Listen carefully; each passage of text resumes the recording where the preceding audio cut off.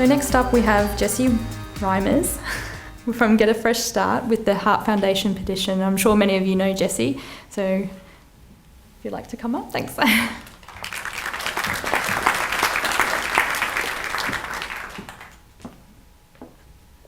Hello. I've never spoken to this many people before. I'm extremely nervous. It's less nerve-wracking being on Sunrise with Pete Evans.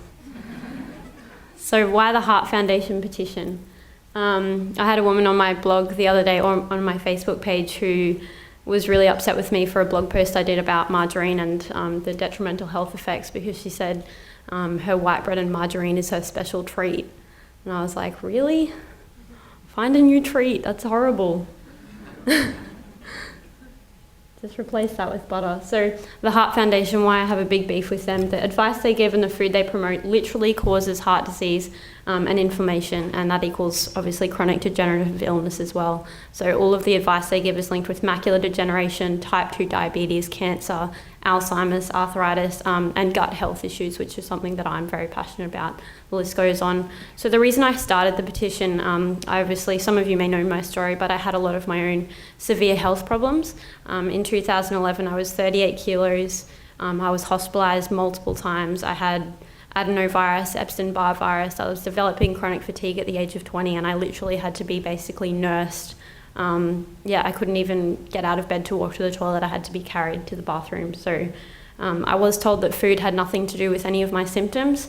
I had severe gut health issues, was just exhausted, panic attacks all the time, was very depressed and extremely anxious, and couldn't actually leave the house. I had a mental illness where I didn't want to leave the house, and I would literally hide in cupboards if people came to the door. So it was pretty full on, and I was told by probably over 10 doctors that food had nothing to do with my symptoms. I was told by hospital dietitians that I was eating fairly well because I would eat Weet-Bix, pasta, cheese, milk, Milo, all of those good things.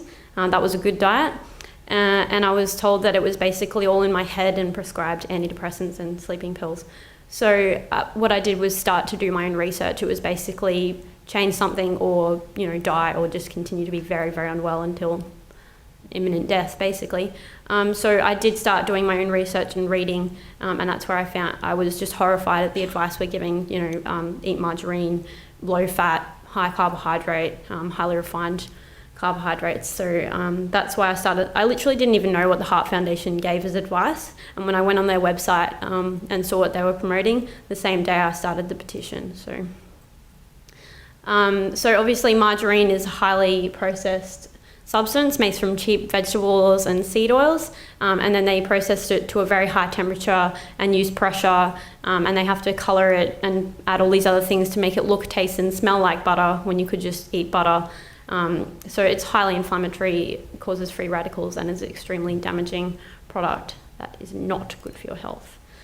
So the Heart Foundation literally tell you to give your children margarine as well. And they also, one of their main arguments with the margarine is that butter actually contains trans fats as well. But what they fail to understand is that the trans fats in butter are actually protective and have cancer protective properties, whereas the trans fats in margarine are highly, highly toxic. They've now started to show, and Cindy O'Meara has done some published a lot of good information around this, that even a 2% increase of trans fats in the diet equates to a 23% increase in heart disease. And this is what they're promoting. So I love the bottom bit. This is a taste issue. I just don't like margarine, and I really love butter. Real fat is flavour. So I encourage everyone to, and obviously everyone in this room, to spread the word about butter and replacing margarine.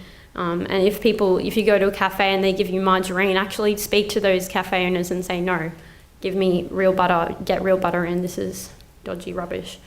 So that would be awesome. Do we need to eat dairy foods? So the Heart Foundation also want adults and children above the age of 2 years of age to have low-fat dairy and 2 to 3 serves of that a day. I find this really interesting because breast milk is very high in saturated fat as well as cholesterol, and it's, the medical community talk about the benefits of breastfeeding all the time. So apparently if we're under 2, we really need fat and cholesterol for our brain health and our hormone development and all of these things. But then when we get to 2 years of age, we change species and turn into like some sort of alien thing that no longer requires saturated fat and cholesterol for our brain or any of those other cellular functions which are vital for life. So 2 to 3 serves of low-fat foods each day. If they don't like the taste of plain milk, you can give them flavoured. That's literally their advice. You can read it right there. That's taken directly from the Heart Foundation website. I have a sweet tooth. Can I still eat ice cream? Yes, a healthy diet can include a serve, 50 grams or 1.5 scoops of plain ice cream up to 3 times a week. Choose a TIC-approved or lower-fat variety, just so it's that much higher in sugar, and that will be fantastic for your heart health. So the National Health and Medical Research Council recently reviewed all the available evidence to update the Australian Dietary Guidelines and concluded that sugar as an individual nutrient was only important in relation to dental caries. That is literally what they say on their website. I think they may have actually taken this down because I give them so much beef about this kind of thing. They actually have started saying on their Facebook page, whenever people ask questions or, post things about the petition, they tell them, don't listen to uneducated bloggers. Yeah, that's me, and all the other amazing people doing good work.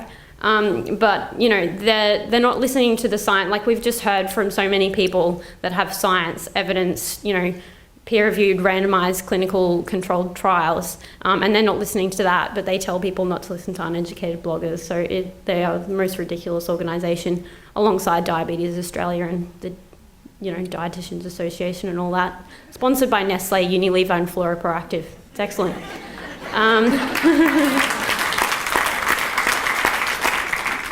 So they believe that while overall kilojoule intake is important, other factors such as levels of sodium, fibre and saturated fat and trans fat, even though they promote trans fat in the dodgy oils and margarine, are more important in preventing cardiovascular disease.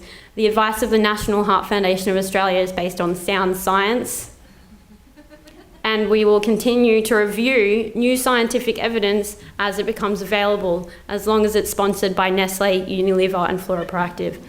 So that's why I strongly encourage everyone to sign the petition, share the petition with all of your friends and family. We have nearly 60,000 signatures. We want to get to 100,000. And if they continue, I've just written a blog post responding to their latest press release, because we did actually deliver the petition to their head office about a month ago. And they refused to answer any of my questions, sent out like a girl younger than me to take the box and run inside.